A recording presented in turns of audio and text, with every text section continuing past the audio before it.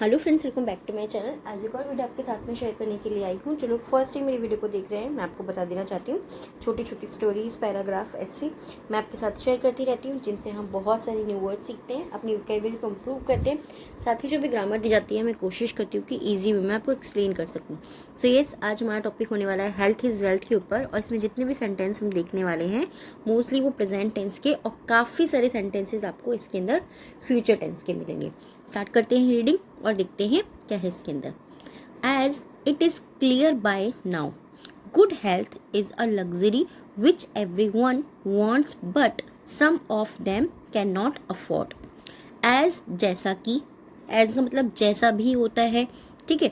तो जैसा कि, इट इज क्लियर अब तक यह स्पष्ट है, बाय नाउ, बाय नाउ यानी कि अब तक, जैसा कि अब तक यह स्पष्ट है, या फिर आप ऐसे ही बोल सकते हैं जैसा कि अब तक साफ है। क्लियर का मतलब स्पष्ट होना या साफ होना, दोनों का मीनिंग सेम है। गुड हेल्थ यानी कि अच्छा स्वास्थ्य, इज अ लग्जरी, अच्छा स्वास्थ्य एक विलासिता है, विलासिता यानी कि सुख है, अच्छा स्वास्थ्य एक सुख है।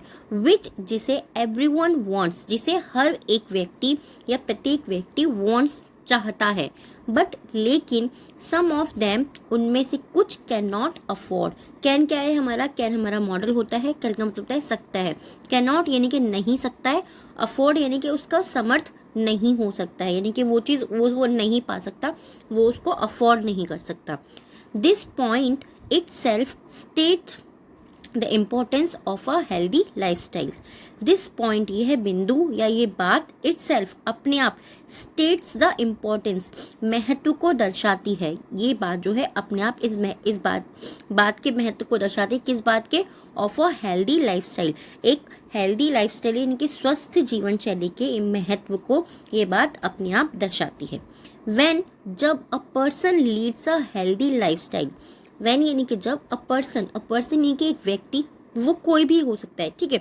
जब एक व्यक्ति लीड्स यानी कि नेतृत्व करता है, या फिर चलाता है, या फिर रखता है, ठीक है। लीड्स का मतलब होता है नेतृत्व करना, किसी भी चीज़ को चलाना, संचालन करना एक तरीके से।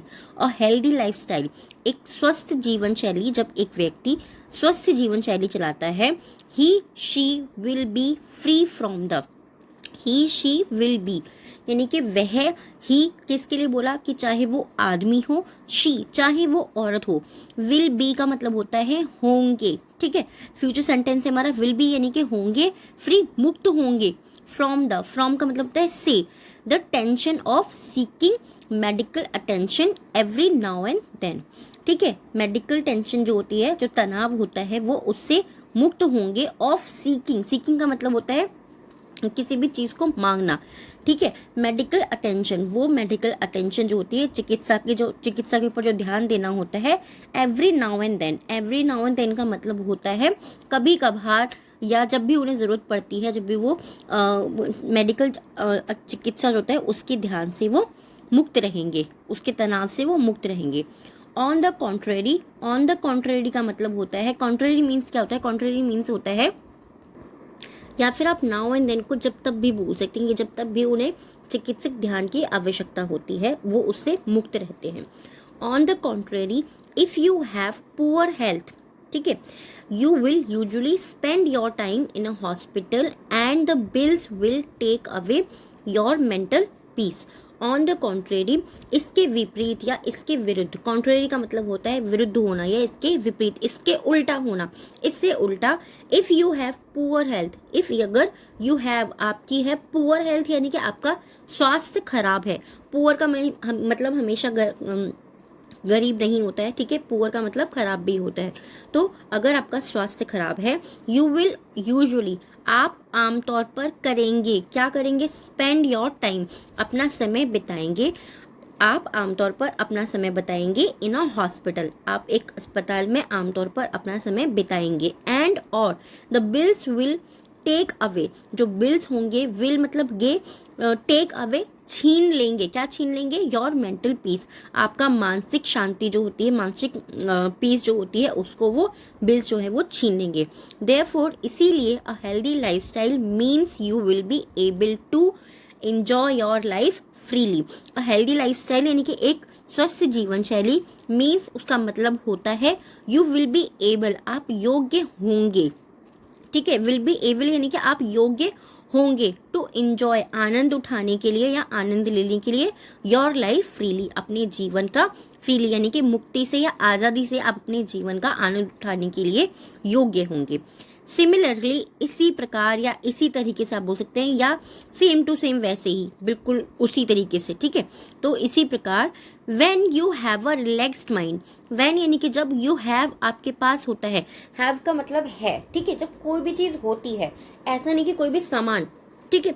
हैव का मतलब एक मेरे पास ये चीज़ है, मेरे पास मेंटल पीस है यानी कि मेरे पास शांति दिखाई तो नहीं दे रही बट वो मेरे पास में है।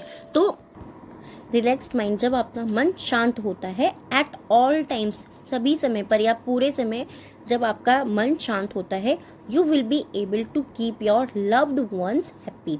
यू विल बी एबल, आप योग्य होंगे टू कीप, रखने के, ठीक है। टू कीप यानी कि रखने के, योर लव्ड वंस, जिनसे आप प्यार करते हैं, आपके जो प्यार करने वाले हैं, हैप्पी, उनको खुश रखने के आप योग्य होंगे। A healthy individual is more likely to fulfil all of his goals because he can easily focus on them and has the energy to complete them, ठीक है।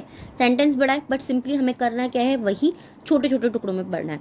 तो अ healthy individual is more likely, एक स्वस्थ व्यक्ति जो है वो अधिक संभावित होता है टू फुलफिल, पूरा करने के, ऑल ऑफ हिज गोल्स, जितने भी उसके लक्ष्य होते हैं, एक स्वस्थ व्यक्ति उनको पूरा करने के लिए अधिक संभावित होता है। बिकॉज, क्योंकि ही कैन ईजिली, वो आसानी से कर सकता है क्या, फोकस, वो आसानी से ध्यान लगा सकता है, ध्यान केंद्रित कर सकता है, ऑन देम, जो भी उसके गोल्स हैं उन पर, ठीक है। देम का मतलब होता है उन पर, अपने जो भी गोल्स हैं उन पर वो आसानी से ध्यान केंद्रित कर सकता है, ठीक है। एंड और हैज़ द एनर्जी, और उसके पास में वो एनर्जी, ऊर्जा होती है, टू कंप्लीट देम, उन्हें पूरा करने की उसके पास में ऊर्जा होती है। कंप्लीट मीन्स पूरा करना।